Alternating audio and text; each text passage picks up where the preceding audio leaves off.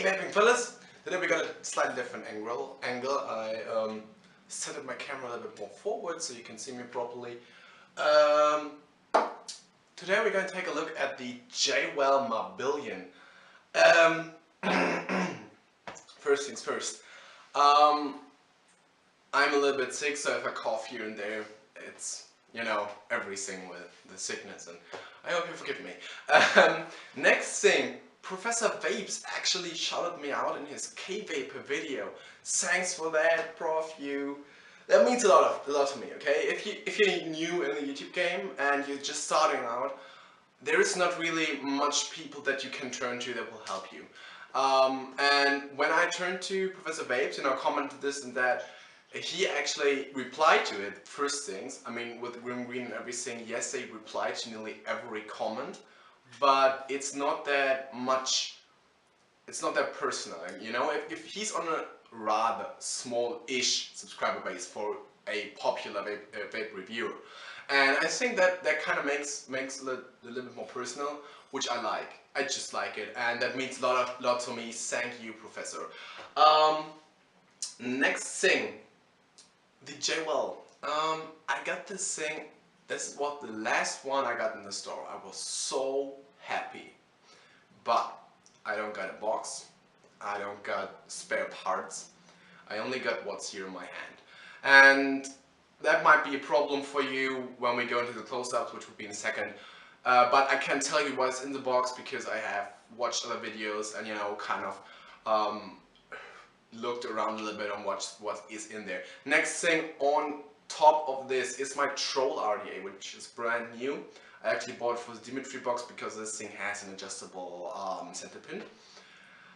Well, didn't work. My Dimitri box wouldn't fire it, wouldn't fire anything, so well, I got this new thing. There will be a review on this coming soon. Now the preview's uploaded yesterday. I made that a few days earlier, but I did not got to cut it and put it up, so whatever. You got a preview and a review right the next day. I got time to test this. This has been my daily driver for about 5 days, weeks, 5-7 days, something now. I like it, and let's see, now it's time for the close-ups.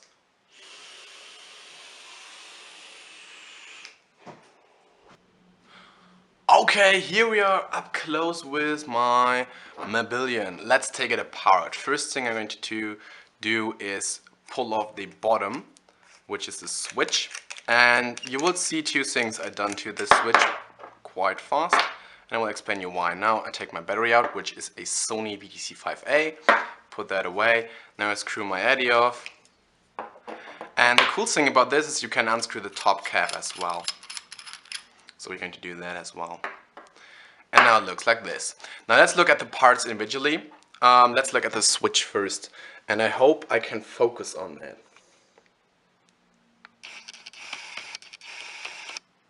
Yes, it focused. Okay, so what you may be able to see there is that I drilled 2 holes in the switch. Now, in the PMMA actually. Goddamn, focus already. So the reason for that is pretty simple. There is no way to take out this PMMA part, and you can't take apart the switch at all. You got this triangular engraving on the bottom, which is really cool. But I was getting a hot button. And you know I run super sub on builds. Now I were running a 0.13 on this mod.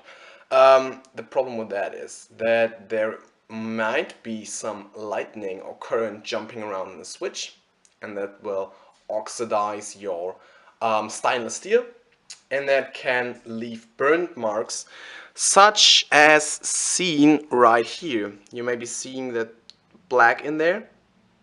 Yep, that is burnt marks from current jumping around. Now, this is actually pretty rough, and if you push it in, it can get stuck. Now, here's the thing with that. I don't mind if a button really gets stuck from time to time, but if it sticks every time, that is the point where I'm going to take drastic measures. Now, what I did was drill 2 holes in there because I hoped you could unscrew it or something, but I just ended up bending up my tweezers like this. There is no way to unscrew this or anything. So I guess there's a spring in there, probably a stainless steel one. I had a copper one. I have a copper one right here, but I can't put it in there, which is quite bad. I'm getting a hot button all over the time. But I think that is not really the problem of the mod, that's my problem because I'm using it improperly. So what I did was put some oil in there. Now when you put oil into a switch, you want to make sure that there are no parts that are actually letting current flow, because then you will have an auto fire. I let it dry out for about half an hour after I sprayed it in there. Make sure there's no silicone oil in there and no kind of sour etchings or something, because that can disrupt your PMMA and your switch will break apart. Now next thing what you want to look at when you're drilling out PMMA or any heat resistant plastic is that you're not using a drill bit, because a drill bit will make a clean hole, yes, but it will make it much wider than it actually needs to be. What you want to do is take a nail or something sharp and put it into your drill and then drill down on it. That makes a much better hole. I don't know why it is like that, but I found that out by trial and error. Okay, so just a normal switch, there's no locking function, but if you put it down there will be no firing because those edges on the side are longer than the button itself. Next thing, the top cap. You can see there is still a little bit of juice on the left. But here is what I actually talked about to Professor Vapes. This is crazy in my opinion. I enjoy this triangular thing. I don't know what Jewel got going there, but I love it. I mean, if you would be like a crazy person, you could say there is some kind of Illuminati thing going because you got the hole right where the eye would be. But whatever. I think it looks just great, and it is milled in there, so you could actually pull air through that if your atomizer is pulling air from the 510 or the bottom. The tube itself, it is conical, so it narrows down to the bottom. You got the triangular thing going on right here, and this here, folks, this is actual real leather. I asked for that a million times in my vape shop. This is real leather and such a nice feel. You got your keychain hanging thing right up here, and then you just can screw it all back together again. Now, one thing I forgot about the top cap, remembering now, this is a plus pole. This is, I believe, silver coated. I'm not sure, but I believe it's silver coated. There is no really hot action going on in there. The only heat that you can get in here from running Super Sub Bomb builds is just from your atomizer. There's no heat building up in here. You have this PMMA thing right here, which will fall out at the start. Then, for some reason, someday I just pushed it in there and it stayed. This is basically isolating plus and minus side. Nothing major. If you lose it, you could still run it safe-ish, but I wouldn't try it. So don't make anything stupid. You got an adjustable 510 pin right up here, which can be adjusted with a screwdriver, flathead screwdriver, which I quite like. I love those things. I don't know why, but I love them.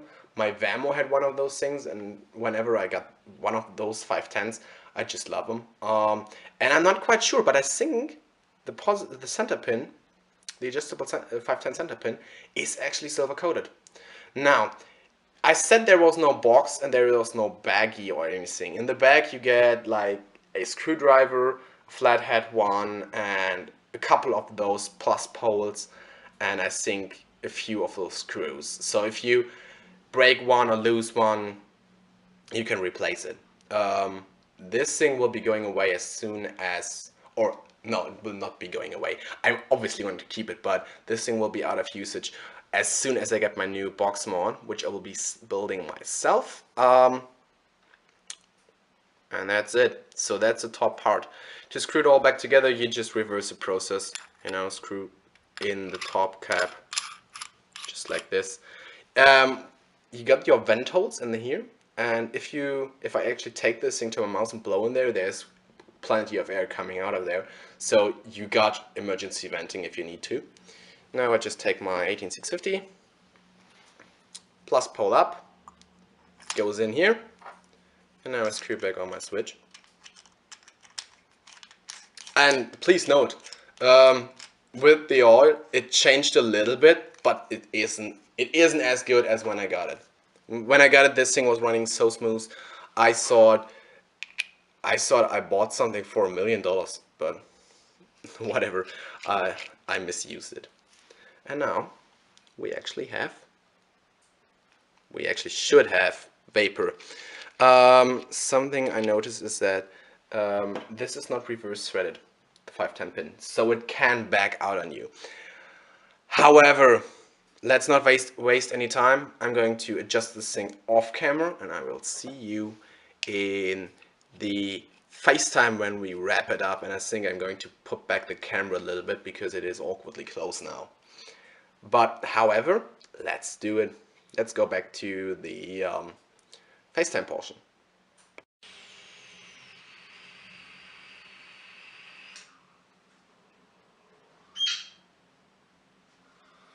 Okay, here we are back up again. Let's wrap this thing up. Would I buy it again? Well, probably not. Because I'm super sub-ohming, and if this thing gets danged up or anything, with current jumping around, you know, oxidizing metal, all those things, and then it sticks, that's nothing good. Now with the oil I used, it is working fine again.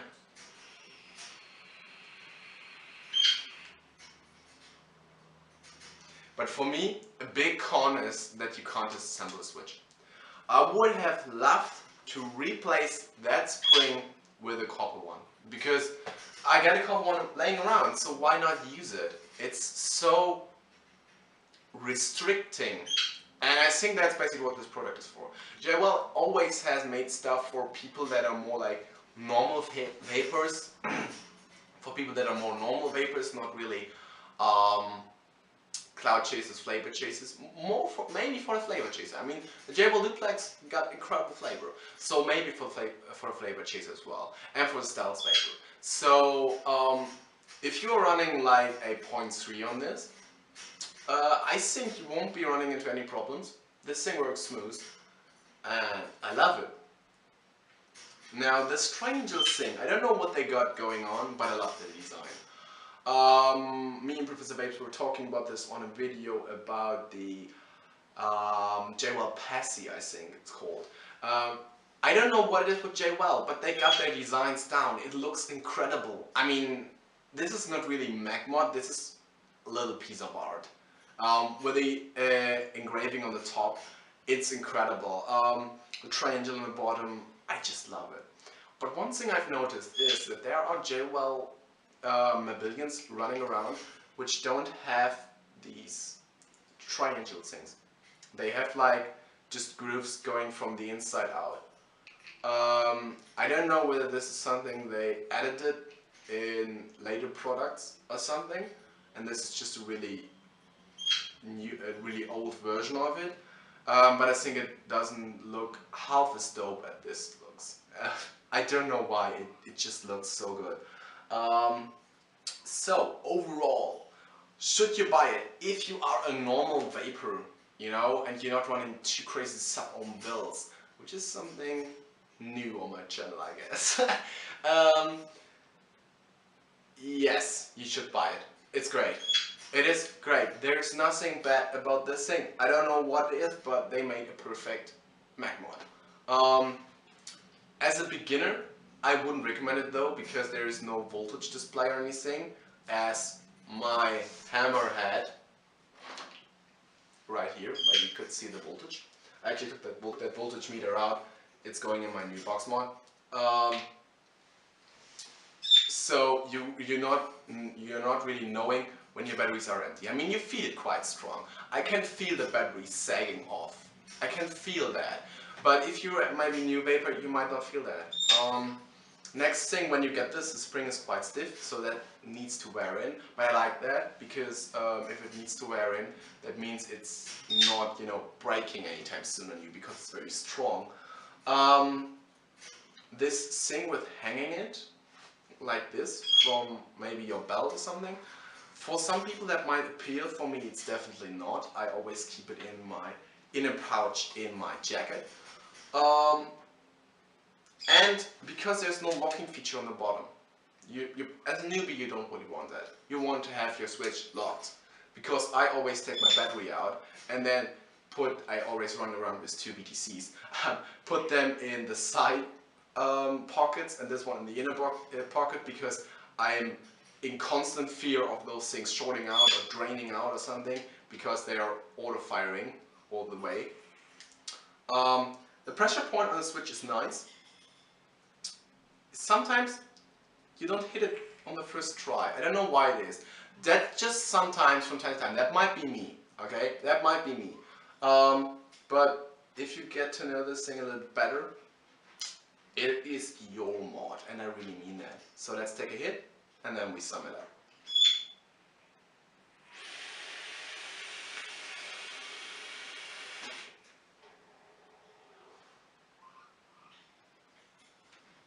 So, should you buy it? Yes, if you're a normal vapor.